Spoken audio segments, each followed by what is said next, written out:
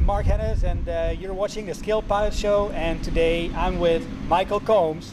And Michael and I met about a month ago at the Denton Air Show here. Actually, we're on Denton today, and Michael has this awesome airplane for the Flight for the Human Spirit, and he's trying to inspire as many people as possible to also go flying. Michael, welcome on the show. Well, thanks. It's great to be here. Thank you, man. So, Michael, Flight for the Human Spirit. You know, you've told me a little bit about it, but why don't you tell our viewers some more about Flight for the Human Spirit? Absolutely. The flight started actually when I was a very, very young boy. I remember looking up at clouds and airplanes, knowing that someday I would fly. And for everybody that has a dream, they can relate to this, where you want to pursue that dream, and you know that someday it's going to happen. Well, for me, I kept putting that dream off. It's too expensive to fly. I don't have an airplane. I have kids. I have a career, on and on. Well, 10 years ago, last night actually, so it's funny we're together today, but right. 10 years 10th ago, anniversary. I had a very severe health problem that's nearly took my life. Well, that was in August. In December, I was well enough to realize I'm not going to fly. And it hit me like a ton of bricks because I could have flown and didn't. So what I have done since that moment in December is promised myself to live my life with no regrets. And that's really where the Flight for the Human Spirit began. Since that time, I obviously recovered, and I began putting this flight together. It took a year and a half to plan the route, but what I needed to do was fly an aircraft into all 50 states. So that's where Hope 1 came into existence. She was the aircraft that did it. But the Flight for the Human Spirit took off from Salina, Kansas. It grew much larger than what I originally thought. Originally, I thought it would be 19,000 miles. Now we've flown over 50,000 miles. Wow, 50,000 miles. 50,000 miles over 200 different airports. 5 world records that we hold in it. Wow. It's been just an incredible journey. Yeah, it must be something to be really proud of. Yeah, you know, it's like I said, it's far greater of an adventure than what I originally thought. Yeah. But you know, our fans are the driving force now. They're the ones that keep us in the air. Yes. Yeah. I saw on your website you have live tracking on it as well. Yes. Thanks to Spider Tracks out of New Zealand, you can go to our website and actually see every moment of flight that I'm in. And you can actually hover over each one of the dots. It updates every 2 minutes. And it shows you the direction of flight, the altitude, and the speed, as well as the location. Yeah. They've been very, very good to integrate that into our website. Being at the AirVenture Air Show a few weeks ago, I had a lot of people come up and they say, I almost got fired because we keep watching your dots update on screen rather than doing the work. But I guess that's a good thing. I can't really take the responsibility if I get fired. Yeah, that's true. Well, I'm kind of to blame for that as well, because the other day when you were coming back from Oshkosh, I was looking at you where you're at, and I said, "Oh, here he comes. He's on its way." You know. That's right. Yeah. So everybody, you know, go check out their website. It's forthehumanspirit.com. Yeah, FlightHS. FlightHS.com. Yeah, and there's a button on there, and it says live tracking. So definitely go check it out, because he'll do more flights soon. And one of the big ones coming up, I know you're planning on it. It's the transcontinental flight. Yes. So we had originally tried that flight last year, and it's interesting because I have been planning this literally for years. I took off from Riverside, California in, I believe, 2011, and flew coast to coast then, not to set a world record, but just to test the route and the topography and wind currents, things like that. Landed in St. Augustine, Florida, and from there we kind of tweaked the route. Last year we tried to fly from San Diego to Wilmington, North Carolina. The problem there is the morning fog got us almost delayed to the point where it was too late to fly. We were within 10 minutes of our drop dead window. okay. That was close. Oh, it was. It was And we really close. had headwinds, so we had to stop short of our original goal, which was actually Denton, Texas here. But then the next day, we actually had made up our time by the time we got to Birmingham. But when we hit when we hit Atlanta, Georgia, the weather just started to close in, and we ended up having to cut that route short. Yeah. I had routed myself to an emergency airport just to stop and wait out the weather, and we got hit by hail and winds. Oh, boy. And I mean, I'm holding the plane down just Yeah. to make sure that we weren't going to lose it. Yes. It was terrible. That must be really bad. The weather cleared up well enough for us to take off and still make it to Wilmington and still come within the parameters of setting the world record. But we were 90 miles short of that goal, and we had a 10-mile window of cloud to cloud and cloud to ground lightning. I said to my son, it's over. Yeah. We've got to set down. Yeah. And as it was, we landed in Florence, South Carolina, at an airport that was without power and the runways were dark. Oh, You know, that's a great. it was truly adventure's finest That's hour. right. But they waved us in with flashlights into the hangar. Yeah. They closed the door and the storms hit. So it was literally that quick. Yeah. So we've been trying this year to make this route. I'm currently sanctioned by the FAI for a route from Ontario, California. So we're a little further north in the Los Angeles area to Charleston, South Carolina. Oh yeah, it's a nice place to go to. Yeah, it really is. Yeah. We've got everybody on standby, but the weather this summer just has not been cooperative.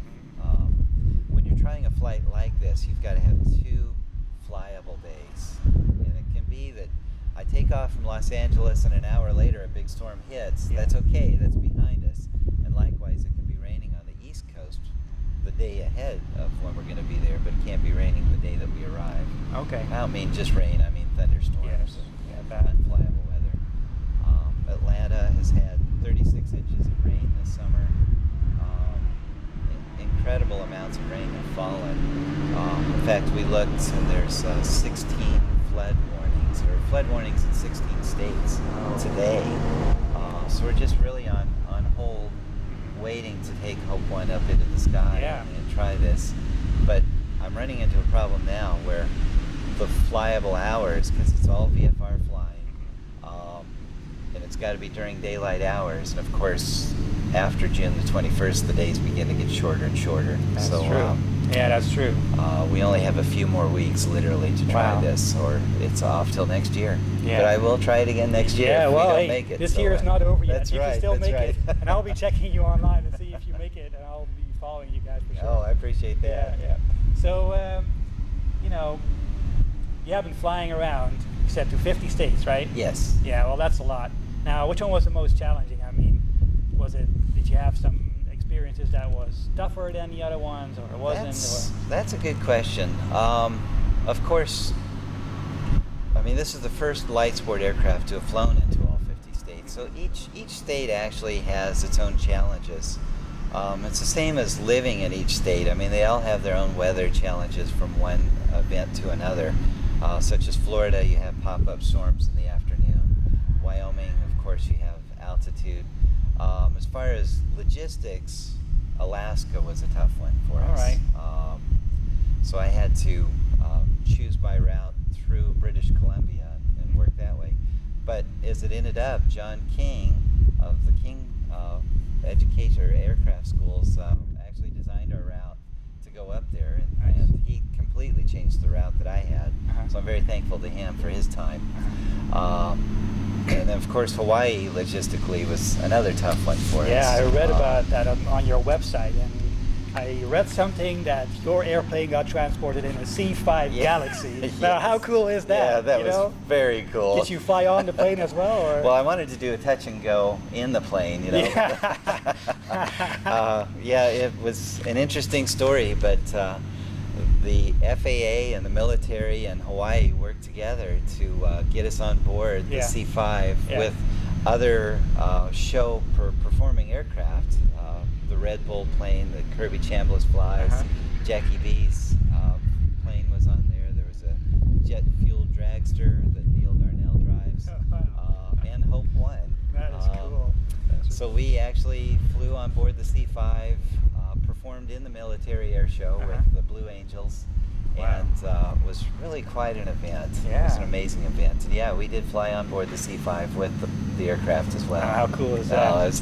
For an end of a 50-state mission, I couldn't have scripted it any better than that. Yes. Yeah, that is really neat. Wow. So, and then you flew it back again, or did you fly over the ocean, or did you fly back with the C-5? Actually, yeah, we that was part of our agreement, is we put it right back on board the C-5 after the air show. Yeah, that'd be easier too. Yeah. You know, and it's probably dangerous to fly with a light support aircraft. So that's a very, very good point. I mean, Hope 1 weighs 800 pounds.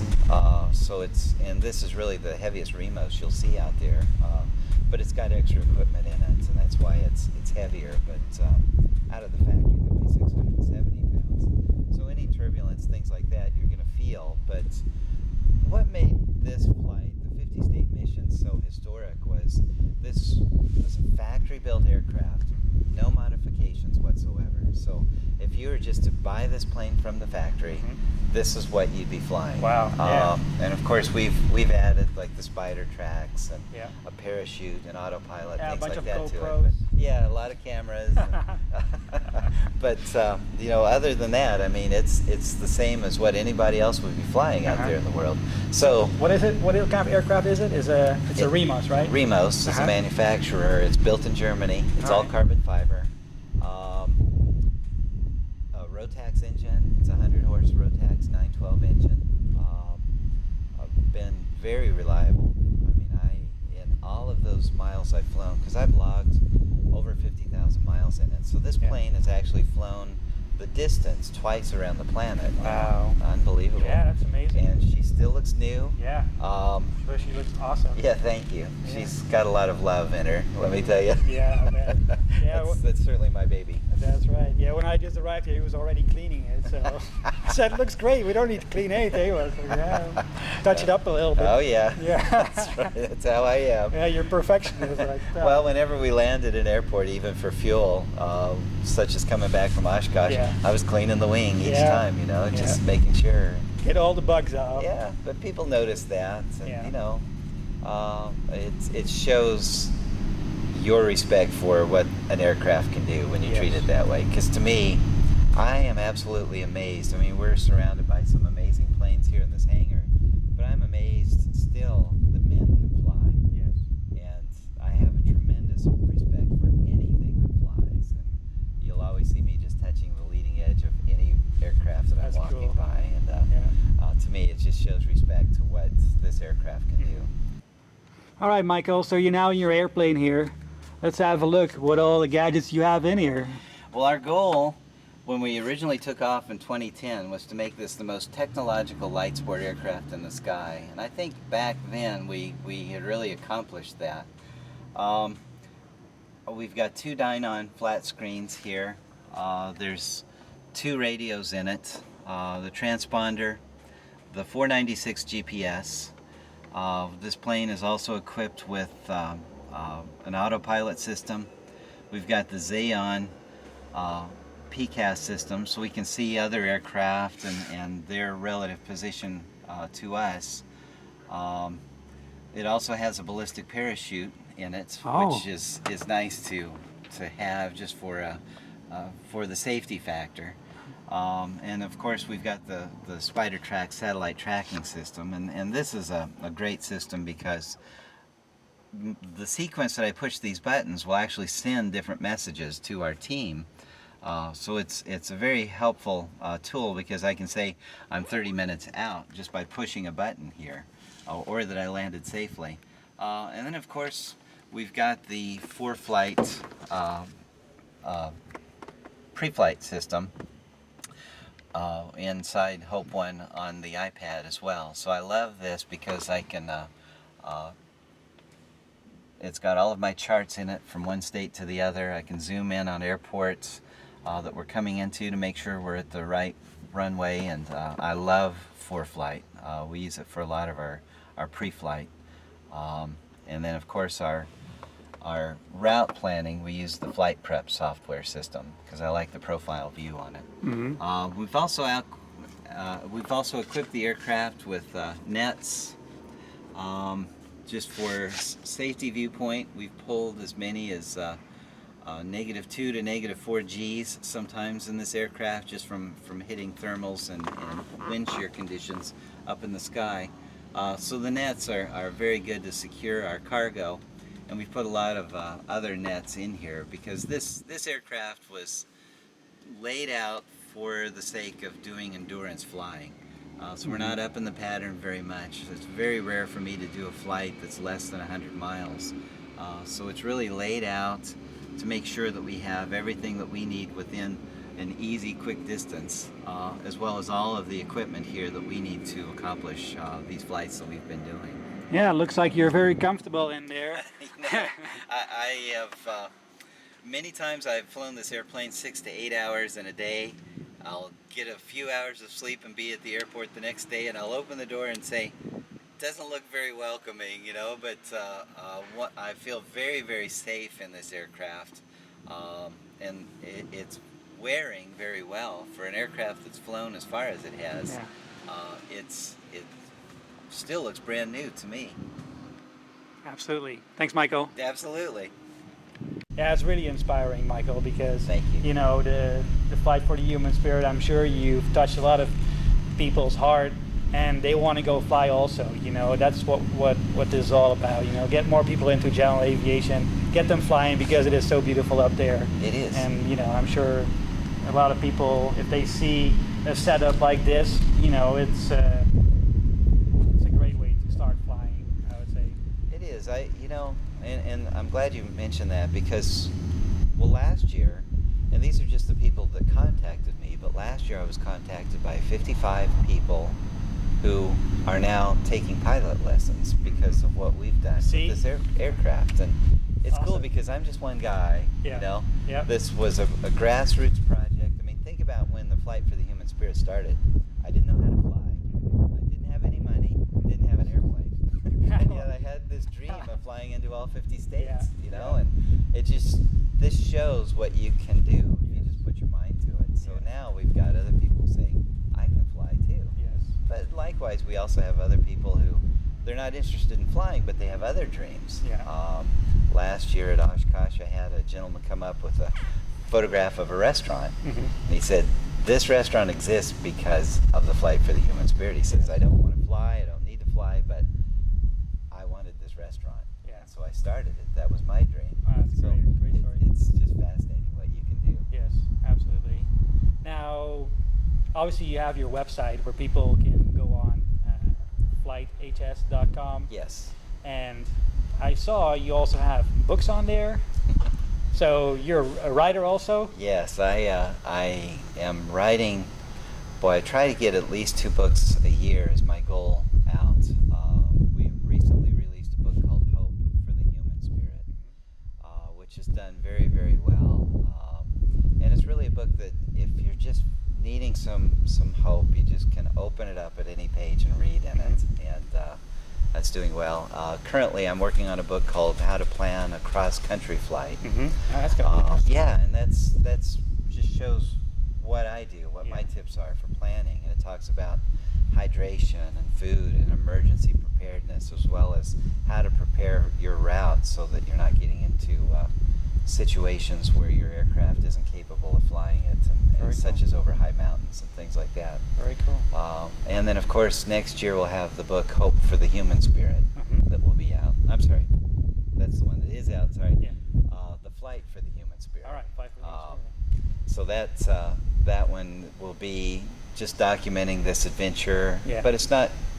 We went here, here, here. It's more of things I learned along the way. Yes. The times that I wanted to quit and didn't, and how I was able to overcome that. So it's. Well, I'm sure they have a lot to learn from this skilled pilot right here. So yeah, to wrap it up, do you want to say anything to our viewers? Yeah, actually I do. I more than anything, whatever dream you've got, it's never too late to follow that dream. Whatever it is that you're wanting to do with your life, whether it's to fall in love, learn to fly, drive a Ferrari, go to a fancy restaurant, go on a cruise, whatever it might be, it's never too late to follow that dream. And really just believe in that dream. That's the first step. And then take steps daily to work toward that dream. And yeah, this is a full example of what can happen if you truly believe and are willing to make that commitment to yourself to make it happen. Yeah, that's amazing. All right, well, so for the rest, they can go to the website. Make sure you follow Michael on Facebook and on Twitter, see what he is all up to and going around, and see how his transcontinental flight is going. And thank you, Michael, for being on the show. I really appreciate it. And I hope to make an interview with you again, maybe after the transcontinental flight, and follow up on you and see what's going on. That would be awesome. We'll be here. Sounds good. Thank you so much for having us. You're welcome. Guys, for you, make sure you subscribe to our YouTube channel, and you can find us on Facebook and on Twitter, because that's where we will post more interviews and episodes of this show. For now, that's it, and I'll see you in the next show. Goodbye.